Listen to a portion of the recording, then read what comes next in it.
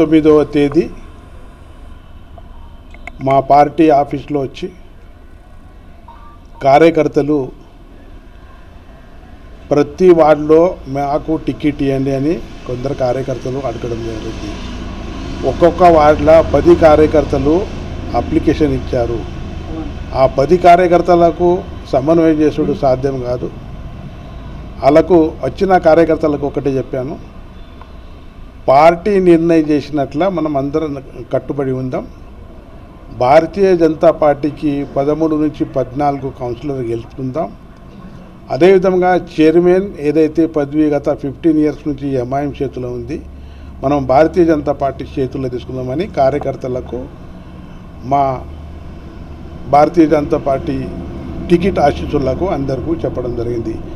కొందరు కార్యకర్తలు కాంగ్రెస్ పార్టీ కానీ, బీఆర్ఎస్ పార్టీ కానీ, ఎంఐఎం కానీ వారు దుష్ప్రచారం చేస్తున్నారు. భారతీయ జనతా పార్టీలో గొడవలు ఉన్నాయి, ఆ గొడవలతోని భారతీయ జనతా పార్టీ క్యాండిడేట్లు గెలరని, అది అన్నీ తప్పు మాటలు. మేము అందరూ ఒకటే, కుటుంబ కళలు అన్ని జాగాలో ఉంటాయి. అందరూ ఆశావాదులు టికెట్ కావాలని అనుకుంటారు. టికెట్ ఒక్కడికే ఇచ్చుడు జరుగుతుంది. టికెట్ వచ్చిన తర్వాత ఆశావాదులకు కూడా ఎక్కడన్నా అడ్జస్ట్ చేస్తామని మా హైకమాండ్ కూడా చెప్పడం జరిగింది. దానికోసం ఏదైతే మీడియాలో అబద్ధం ప్రచారం చేస్తున్నారు, దానికి మా భారతీయ జనతా పార్టీ పరిగణలోకి తీసుకోకండి. అదేవిధంగా ఇవాళ వీడియోలో ఎంఐఎం పార్టీ జాబీర్ అహ్మద్ నాతోని ఉన్నాడు, నాతోని దోస్తీ ఉన్నదని చెప్పాడు. ఆయన మతపరహాల పార్టీ. మా భారతీయ జనతా పార్టీ సబ్కా సాత్ సబ్కా వికాస్ అనే పార్టీ. మత కలహాల పార్టీకి మేము ఎప్పుడూ మా భారతీయ జనతా పార్టీ సహించదది. ఏదైతే మా దేశంలో ఉండి మా దేశంది తిని భారతదేశంలో పుట్టిని ఇక్కడ రక్తం ఏదైతే తయారు చేస్తున్నారో, అన్నం తింటున్నారో మా దేశంది, పాకిస్తాన్ది ఎవరైనా పాట పాడితే అటువంటిలకు దేశ ద్రోహులకు మేము దూరం చేస్తాం, కానీ ఎవరికి కూడా దూరం చేయము. మా ఎంఐఎం మత కళాల పార్టీ మాతోని ఎప్పుడు కూడా సంబంధం ఉన్నది. మేము బద్ధ శత్రువులు. ఎప్పుడు కూడా ఎంఐఎంతో భారతీయ జనతా పార్టీతోని మన జాయింట్ కుదరది, ఒక్కటి సంబంధం కాదు.